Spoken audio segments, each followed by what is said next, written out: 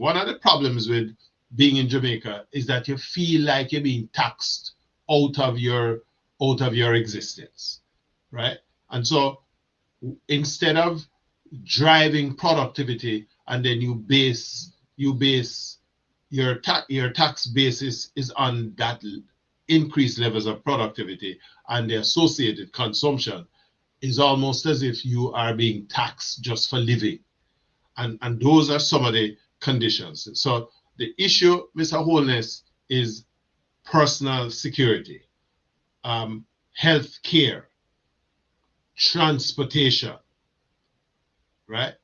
We're not necessarily saying, because everybody can't own a car in Jamaica, but if we have a public transportation system that is structured and work and designed to provide efficiency, people are into that. Then you need to look at salaries.